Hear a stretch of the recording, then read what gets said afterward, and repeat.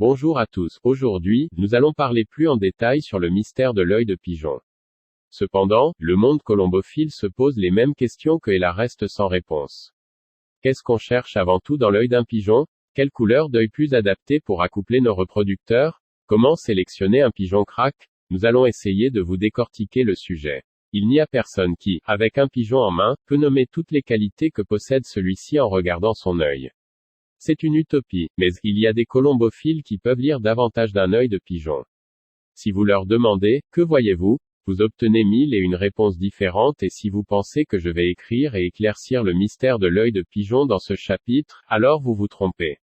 La première chose que nous remarquons en regardant les yeux d'un pigeon sans l'utilisation de loupe est la pupille. La pupille n'est rien de plus que l'ouverture de l'iris coloré et la couleur noire foncé et la rétine de l'œil que l'on voit au travers.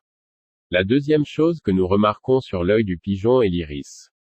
On peut voir toutes les différentes nuances de couleurs dans le cercle qui se trouve entre la pupille et la cornée, qui représente la surface supérieure de l'œil et se poursuit sous les paupières. Le bord extérieur de l'iris est constitué d'un cercle noir mince bien distinct, nommé cercle de Vermeyen. Lorsqu'on parle de la couleur de l'œil du pigeon, cela se rapporte à la couleur de l'iris. Celle-ci est due aux particules colorées réparties dans le tissu de l'iris. Les petits vaisseaux sanguins ne jouent pratiquement aucun rôle dans la couleur de l'œil. La couleur des yeux chez le pigeon voyageur est extrêmement variée. Œil blanc, œil jaune, œil marron. Beaucoup de variétés qui dépendent de la couleur et de la quantité des pigments colorés. Le cercle de corrélation ou le cercle de rapport ou le cercle de reconnaissance, toutes ces appellations montrent à quel point les colombophiles ont établi une corrélation entre la présence de ce cercle et la valeur du pigeon. Cette théorie de l'œil est apparue au début du ce siècle. Il y a encore de nombreux colombophiles crédules qui restent convaincus de la véracité de cette théorie. Bizarrement, il y a encore beaucoup d'Anglais qui adhèrent à cette théorie et il n'est pas rare de les voir trier les pigeons, armés d'une loupe. La théorie veut que certaines couleurs des yeux soient meilleures pour l'élevage, d'autres pour les concours. On peut également, toujours grâce à cette théorie, reconnaître les meilleurs reproducteurs et les meilleurs voyageurs, sélectionnés et accouplés. Avec beaucoup de toupet, il fut affirmé que la valeur de reproduction pouvait être lue dans l'aspect du cercle de corrélation et dans la structure colorée de l'iris. Cependant, la théorie des yeux est absurde et en contradiction avec la pratique. Premièrement, il faut dire que le cercle de corrélation est présent chez tous les pigeons, mais chez certains, il n'est pas visible à l'œil nu dans son entièreté, lors d'un examen superficiel, parce que tout simplement, il peut arriver qu'il y ait trop peu de contraste. Deuxièmement, parce que l'on trouve dans toutes les couleurs d'yeux des bons et des mauvais pigeons voyageurs, il n'y a également aucune raison pour mettre ensemble des couleurs d'yeux bien déterminées. Donc la couleur des yeux et la présence, pas toujours distincte, du cercle de corrélation n'ont pas d'importance dans le fait de bien voir, bien reproduire ou bien voler. Pour celui qui aurait encore quelques doutes, je lui conseille d'aller regarder les photographies de l'œil de toute une série de cracks sur le site des enchères des pigeons voyageurs organisé par Pipa. La tête d'un pigeon doit rayonner de personnalité. Il doit avoir du charisme, qui est un mélange d'intelligence, de volonté, de l'expérience et des choses comme de la sagesse. Il faut des années d'expérience pour être en mesure de déterminer cela avec précision. Il faut savoir que les pigeons stupides produisent plus facilement des pigeons stupides alors que des pigeons intelligents feront naître des pigeons intelligents. Comment pouvons-nous apprendre à voir cela et ensuite vérifier que notre goût personnel pour les yeux de pigeon est correct? Si vous visitez un éleveur qui est spécialisé dans les concours de vitesse, vous remarquerez que ce sont surtout des pigeons aux yeux avec des couleurs homogènes qui sont à l'avant et si vous entrez ensuite dans un colombier qui joue la distance, vous verrez des yeux complètement différents, ceux qui sont richement colorés avec une abondance de pigments. L'œil dans son ensemble donne une indication sur la forme naturelle d'un pigeon, sur sa vitalité, qui se trouve à la base de sa capacité athlétique.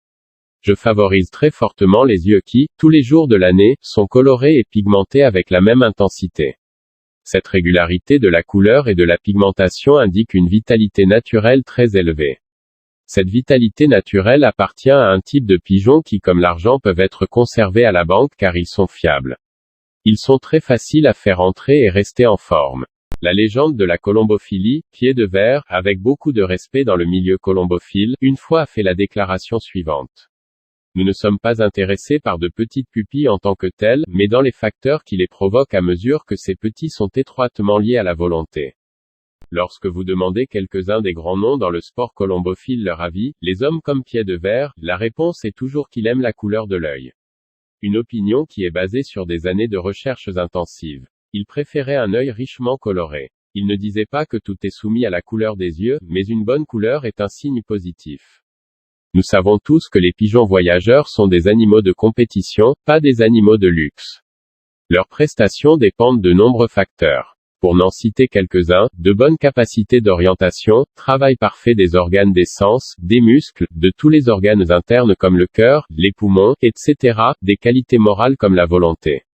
Il n'est donc pas possible que la réussite dans les concours soit dépendante des mêmes facteurs héréditaires qui déterminent une couleur particulière de l'iris ou des plumes. Un raisonnement semblable est également valable pour d'autres caractéristiques morphologiques telles que la structure de l'aile et de la frappe. Il ne faut donc pas s'étonner que la transmission héréditaire de toute une série de caractéristiques utiles chez le pigeon voyageur se déroule de façon moins évidente que dans le cas de la couleur des plumes. Cela est même beaucoup plus complexe que l'hérédité des caractères productifs d'une vache laitière, d'une poule pondeuse, ou bien de l'aptitude à courir d'un cheval. Il n'y a pas d'alternative. Dans le cas des pigeons voyageurs, une sélection constante basée sur les résultats dans les concours reste obligatoire. Les colombophiles se posent souvent la question de savoir si nous pouvons évaluer la valeur d'un pigeon en examinant ses yeux. Ma réponse à cette interrogation est réservée. Pour conclure, la qualité d'un pigeon se reconnaît à son origine, sa souplesse, sa légèreté, sa bonne aile. À cela s'ajoute le travail du colombophile. Si vous aimez cette vidéo, laissez un like et abonnez-vous à la chaîne YouTube, le portail de la colombophilie, pour ne manquer aucune des nouvelles vidéos.